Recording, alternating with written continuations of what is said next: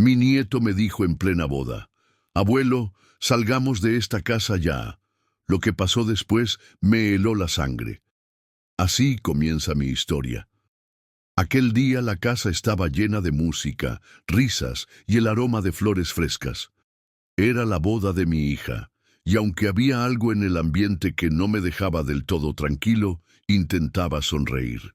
Vestía mi mejor traje, ese que solo saco en ocasiones especiales, y observaba cómo todos bebían y charlaban.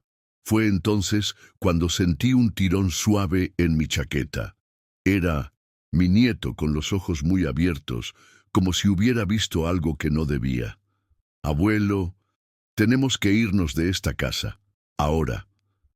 Al principio pensé que era una broma infantil, pero su voz temblorosa me hizo entender que hablaba en serio. Le pregunté por qué, pero solo respondió: «Confía en mí, abuelo, no hay tiempo para explicar». Miré alrededor. Nadie parecía notar nada extraño. Sin embargo, el tono de mi nieto me atravesó como un cuchillo. Tomé aire y decidí seguirlo. Caminamos hacia la puerta, aún trasera para no llamar la atención. En ese momento pensé que tal vez estaba exagerando. No sabía que aquella decisión me salvaría la vida. Salimos al patio trasero y el aire fresco golpeó mi rostro. El contraste con el calor y el bullicio de adentro me hizo sentir que había cruzado una barrera invisible. Mi nieto me apretaba la mano con fuerza, como si temiera que me escapara. «Abuelo, tenemos que irnos lejos de aquí», insistió, mirando hacia la casa con evidente nerviosismo. Sentí un escalofrío. La música y las voces seguían resonando detrás de nosotros, pero de pronto sonaban lejanas, distantes, como si aquel lugar se estuviera cerrando sobre sí mismo. No entendía nada, pero la seriedad en su rostro me convenció de no hacer preguntas. Todavía, caminamos hasta el portón de la entrada lateral y al abrirlo, mi nieto me hizo una señal para que no hablara. Sentí que mi corazón latía más rápido de lo normal.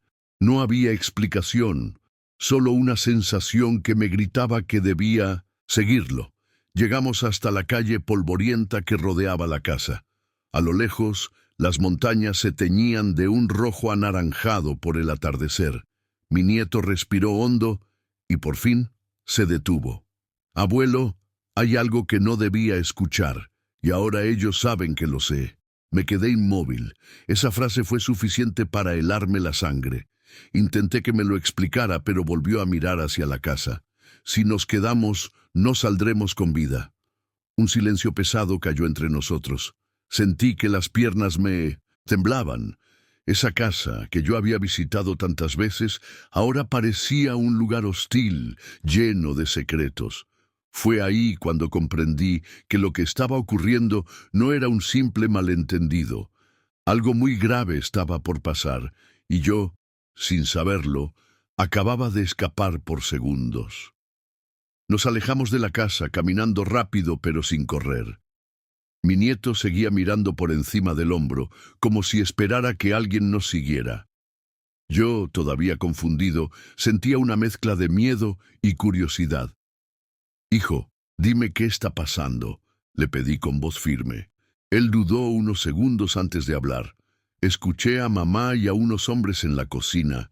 Decían que algo iba a pasar esta noche y que tú no debías estar aquí para verlo». Sus palabras eran como piedras cayendo una a una en mi pecho. De pronto, todo encajó. Durante semanas había notado un aire raro en mi hija. Evitaba mirarme a los ojos, hablaba en voz baja por teléfono, y cuando yo entraba a la habitación, cambiaba de tema. Pensé que eran cosas de la boda, estrés o cansancio, pero ahora, con lo que mi nieto me decía, entendí que era algo más oscuro. El silencio del camino se volvió insoportable. Solo se oía el crujido de nuestras pisadas sobre la tierra seca. Llegamos a una pequeña parada de autobús a unos metros de la carretera principal. No había nadie. El sol ya se ocultaba detrás de las montañas y una brisa fría nos envolvía. «Abuelo, no podemos volver. No hoy, me dijo con una voz casi quebrada. Yo no sabía si estaba exagerando o si realmente estábamos en peligro, pero algo dentro de mí me decía que lo escuchara. Me senté en el banco de madera y él se quedó de pie, vigilando el camino. Fue entonces cuando escuché, a lo lejos, un estruendo seco, como si algo pesado hubiera caído dentro de la casa. Unos segundos después, gritos. No eran gritos de alegría, sino de pánico. Me levanté de golpe, pero mi nieto me detuvo. No, abuelo, no mires atrás. Mi corazón se aceleró tanto que sentí un zumbido en los oídos. Todo en mí quería correr y ver qué pasaba, pero sus manos temblorosas en mi brazo me recordaron que había un motivo para estar lejos. Los gritos se mezclaron con un silencio repentino que me heló el alma. Era como si, de pronto, todo hubiera terminado allá adentro. No sabía si debía agradecer o maldecir el hecho de haber salido. Miré a mi nieto y vi en sus ojos algo que no había visto antes, el peso de una verdad que no podía compartir. Al menos no todavía. Y yo, sin entender del todo, ya sabía que esa noche marcaría mi vida para siempre.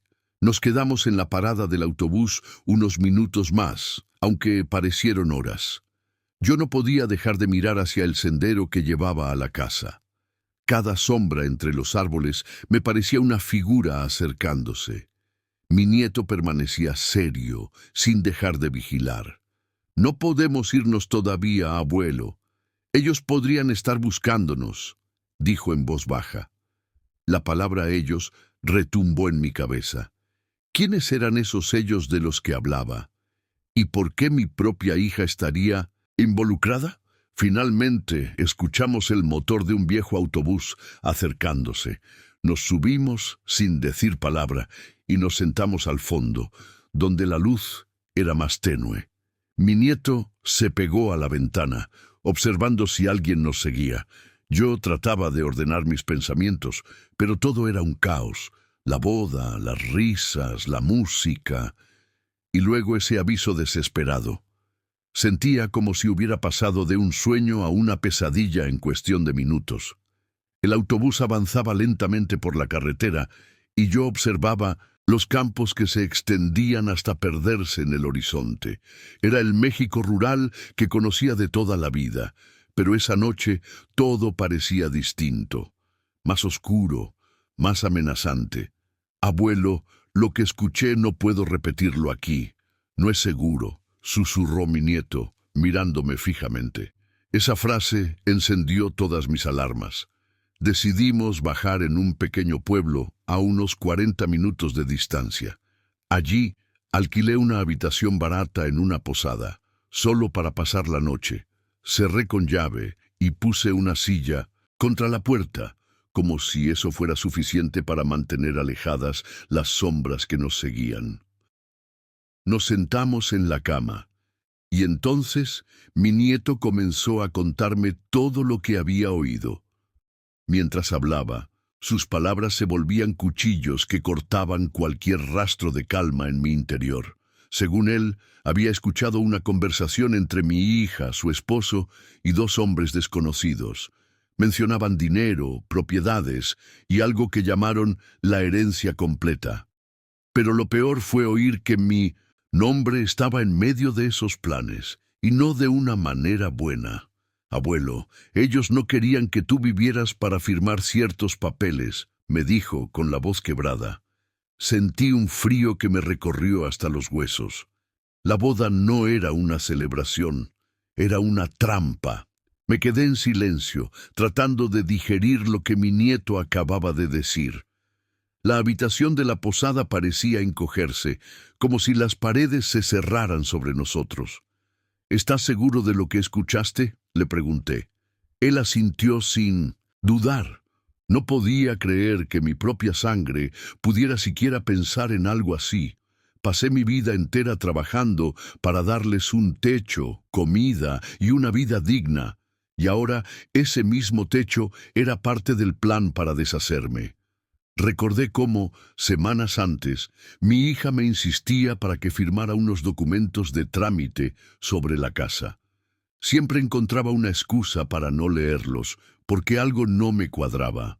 Ahora entendía por qué había tanta prisa. No era un simple papeleo, era mi sentencia. Y lo peor era que todo había sido planeado para suceder justo esa noche, en medio de la boda, cuando nadie sospecharía nada. Mi nieto me contó que uno de los hombres desconocidos había mencionado que, si algo me pasaba, todo quedaría en familia, y que no habría preguntas legales.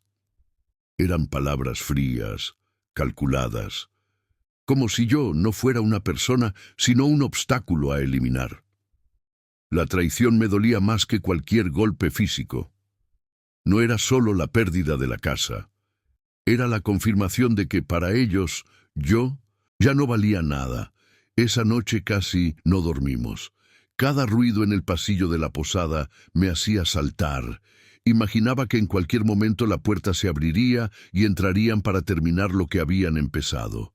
Mi nieto, valiente a pesar del miedo, se quedó despierto gran parte de la madrugada, mirando por la ventana. Él era la única razón por la que yo seguía con vida. Al amanecer, supe que no podía volver. Esa casa que construí con mis propias manos, piedra por piedra, ya no era mi hogar. Se había convertido en un lugar de peligro. Miré a mi nieto y le prometí que encontraríamos un nuevo camino, lejos de la ambición y la traición que casi nos destruyen. No sabía cómo lo haríamos, pero algo era seguro. No volveríamos a poner un pie en esa casa. Salimos de la posada temprano, con solo una maleta pequeña y algo de dinero que yo había guardado por si acaso. Nunca imaginé que ese por si acaso sería para escapar de mi propia familia. Caminamos hasta la estación de autobuses del pueblo y, mientras esperábamos, mi nieto seguía mirando a todos lados, como si cualquier rostro pudiera esconder una amenaza. Yo intentaba mostrar calma, pero por dentro, mi corazón latía como un tambor. Tomamos un autobús hacia un pueblo aún más lejano, donde nadie nos conociera. Mientras el vehículo avanzaba por las carreteras polvorientas, mi mente revivía cada momento de los últimos días. Las miradas esquivas de mi hija, las llamadas misteriosas, las sonrisas forzadas. Todo había sido parte de un teatro cuidadosamente planeado, y yo, como un ingenuo, había aplaudido desde la primera fila. Llegamos a un lugar pequeño, con calles empedradas y casas de adobe. Allí alquilé una habitación en la parte trasera de una tienda. La dueña, una mujer mayor, nos recibió con una calidez que me recordó a tiempos más simples. Por primera vez en horas sentí que podíamos respirar. Pero sabía que esa paz sería frágil, porque si realmente habían planeado eliminarme, no se detendrían tan fácilmente. Esa noche, mientras mi nieto dormía, me quedé despierto pensando en lo que debía hacer. No podía ir a la policía sin pruebas, y cualquier paso en falso podría alertar a quienes nos querían fuera del camino. Necesitaba un plan, algo que no solo nos mantuviera a salvo, sino que también les hiciera saber que no me rendiría tan fácilmente. Decidí que la mejor defensa sería el silencio. No les daría la satisfacción de saber dónde estaba ni qué pensaba hacer. Guardaría cada detalle en mi memoria, cada palabra que mi nieto había escuchado, y esperaría el momento exacto para actuar, porque aunque me habían quitado la casa, no me habían quitado la dignidad, ni las ganas de luchar. Los días siguientes fueron de silencio y observación. En el pequeño pueblo nadie hacía demasiadas preguntas, y eso jugaba a mi favor. Salía solo para lo necesario, comprar pan, leche y algo de carne en la carnicería. El resto del tiempo lo pasaba pensando en cada palabra que había escuchado mi nieto aquella noche. Mientras más lo analizaba, más claro me quedaba que aquello no había sido una decisión improvisada. Llevaba meses tal vez años, en preparación. Mi nieto, a pesar de su corta edad, entendía que estábamos en una situación delicada. No mencionaba a su madre ni a la boda. En cambio, me preguntaba cosas como: «Abuelo, ¿crees que algún día podremos volver?». Yo lo miraba y respondía con evasivas, porque no tenía el corazón para decirle la verdad. Volver significaría poner nuestras vidas en riesgo. Una tarde, mientras caminaba por la plaza del pueblo, vi a un hombre leyendo un periódico viejo. En la portada había un artículo sobre un caso de herencia disputada en un estado vecino. El ganador del caso había logrado probar que la firma en los documentos era falsa. En ese momento algo se encendió en mi mente. Si ellos habían planeado quedarse con mi casa usando papeles, tal vez todavía había una forma de recuperarla y exponerlos. Esa noche escribí en un cuaderno todos los detalles que recordaba: fechas, nombres, frases exactas. No sabía cuándo ni cómo, pero ese cuaderno se convertiría en mi arma. Mi nieto me miraba desde la cama, curioso. «¿Qué haces, abuelo?». «Guardando la verdad, hijo, porque algún día la vamos a necesitar». Sabía que mi camino ya no era solo huir. Mi camino ahora incluía buscar justicia, pero para lograrlo debía ser paciente, como quien espera a que la fruta madure antes de cosecharla. El problema era que, cuanto más tiempo pasara, más difícil sería mantenerme oculto. Y yo sabía que tarde o temprano ellos vendrían a buscarme. El primer indicio de que nos habían encontrado llegó una mañana cualquiera. La dueña de la tienda donde vivíamos me comentó que un hombre había estado preguntando por un señor mayor con cabello largo y sombrero. No le dio importancia, pero yo sentí un escalofrío inmediato. Agradecí su discreción y le pedí que, si volvía a verlo, me avisara antes de responder cualquier cosa. Esa noche no pude dormir. Me levanté varias veces para mirar por la ventana. La calle estaba vacía, pero en mi interior sentía que alguien nos vigilaba. Mi nieto, medio dormido, me preguntó si pasaba algo. Le dije que no, pero él me miró fijamente, como si supiera que no era verdad. Los niños perciben el miedo de una forma muy pura, y él lo percibía en mí. 2 días después, mientras compraba pan en la panadería del pueblo, noté a un hombre desconocido en la esquina. Tenía un sombrero bajo y no dejaba de mirar hacia donde yo estaba. Fingí no verlo y regresé a la habitación lo más rápido que pude. Sabía que no era coincidencia. Era cuestión de tiempo para que dieran el siguiente paso. Decidí adelantarme. Esa misma tarde empaqué nuestras pocas pertenencias y le expliqué a mi nieto que debíamos irnos otra vez. No protestó, pero vi en sus ojos el cansancio de esta vida errante. Sin embargo, también vi algo más: confianza en mí.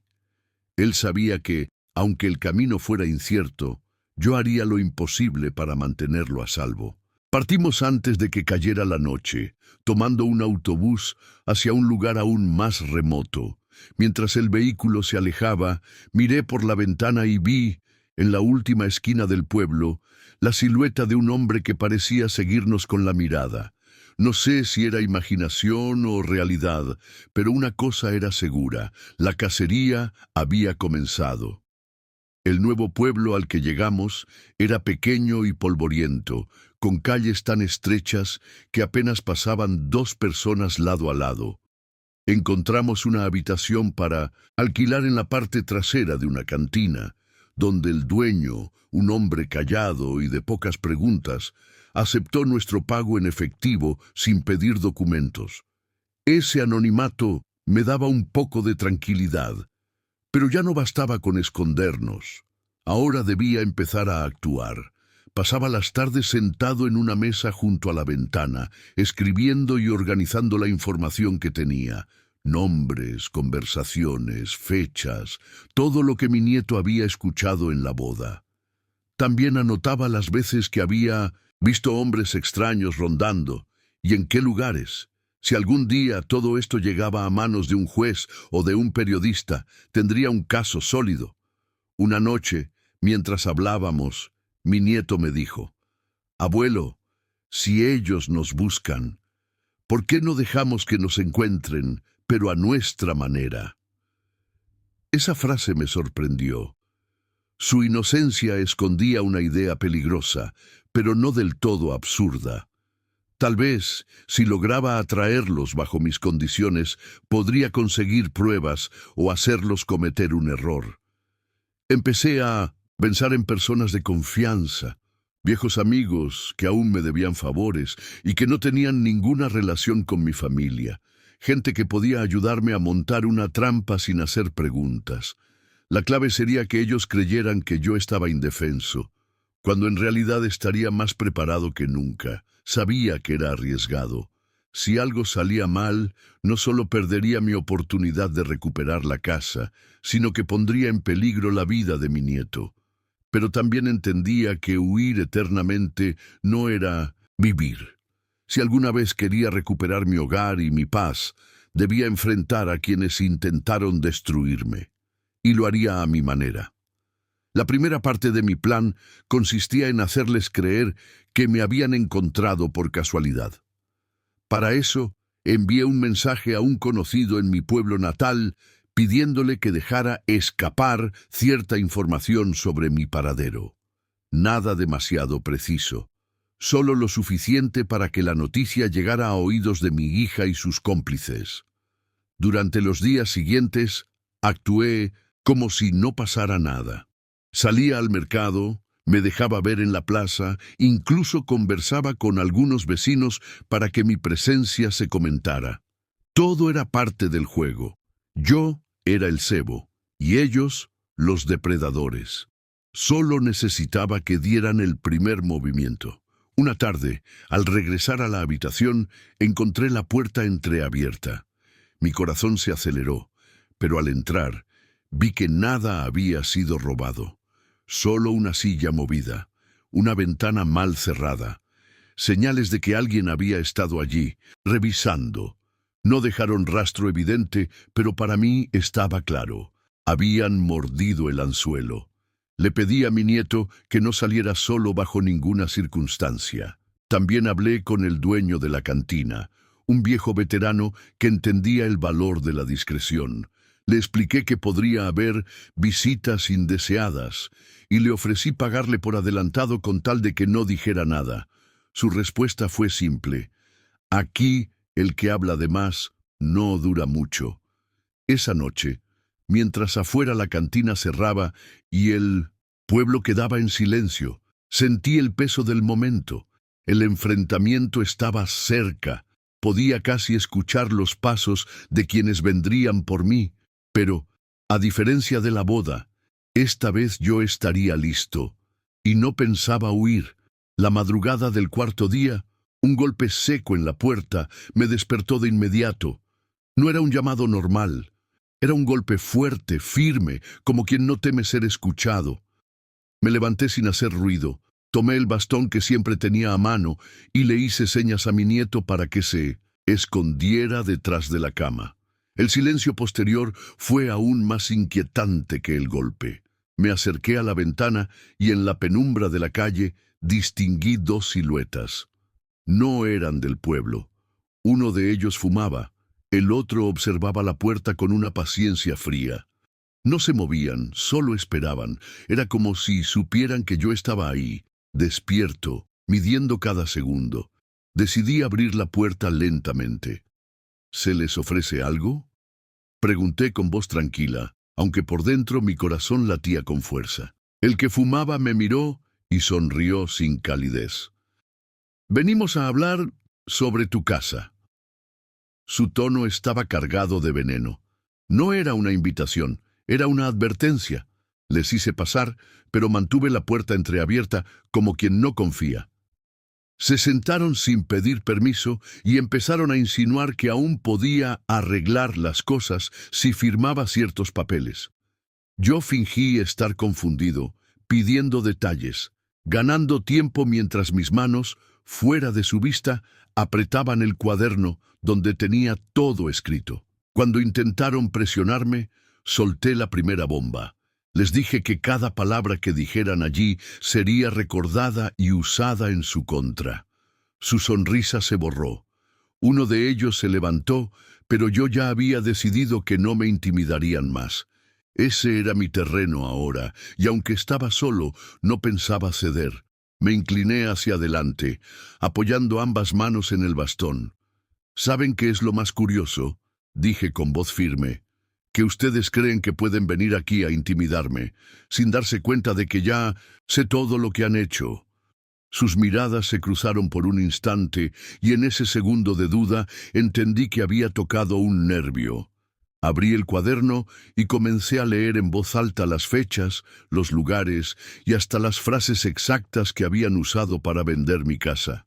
No omití detalles, y cada palabra parecía golpearles más fuerte que la anterior. El silencio que se apoderó de la habitación era tan denso que podía escucharse el tic-tac del viejo reloj en la pared. Uno de ellos intentó interrumpirme, pero levanté la mano y continué. Les expliqué que había copias de ese cuaderno guardadas en varios lugares y que si algo me pasaba, toda esa información llegaría a manos de las personas correctas. No era una amenaza vacía, y ellos lo sabían. El más joven de los dos comenzó a inquietarse, moviendo la pierna con nerviosismo. El otro, más frío, intentó retomar el control. Lo único que queremos es que firmes y olvides esto. Sonreí, pero no de alegría, sino de victoria anticipada. Ya no estaba negociando, estaba dictando mis condiciones. Les dije que si querían un trato, primero devolverían lo que era mío, ni un peso menos, ni una tabla de madera menos. Si no, se enfrentarían a algo que no podían controlar, la verdad saliendo a la luz. En ese momento, por primera vez, vi miedo en sus ojos, y supe que la balanza se estaba inclinando a mi favor. No respondieron de inmediato. Se miraron entre ellos, evaluando si valía la pena seguir presionando o si ya habían perdido esa batalla. Finalmente, el más frío habló. «Te daremos una respuesta en unos días». Se levantaron y salieron, pero yo sabía que aquella no era una retirada definitiva. Era un repliegue. El juego aún no había terminado, pero ahora yo marcaba el ritmo. Durante esas jornadas no bajé la guardia. Revisaba cada noche que puertas y ventanas estuvieran cerradas, y mantenía a mi nieto siempre cerca. Sin embargo, en el fondo sentía que algo había cambiado. Ya no me veían como una presa fácil, sino como un enemigo capaz de contraatacar. Esa percepción era mi mayor escudo. 3 días después recibí un sobre sin remitente. Dentro había una carta breve y una llave.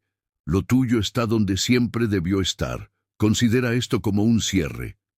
No decía más, pero no hacía falta. Sabía exactamente dónde encontrar mi casa. No era un acto de bondad, sino de miedo a las consecuencias. Volver a cruzar la puerta de mi hogar fue como respirar después de haber estado bajo el agua por demasiado tiempo.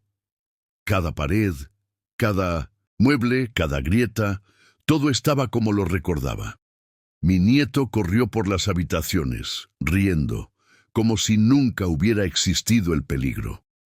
Yo, en cambio, me quedé en el umbral, agradeciendo en silencio haber escuchado aquel aviso en la boda.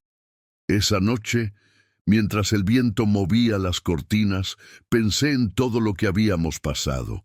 Entendí que a veces la familia no siempre es sangre, sino aquellos que eligen quedarse a tu lado incluso en el peor momento. Y juré que, aunque la vida volviera a ponerme a prueba, jamás permitiría que nos arrebataran lo que era nuestro.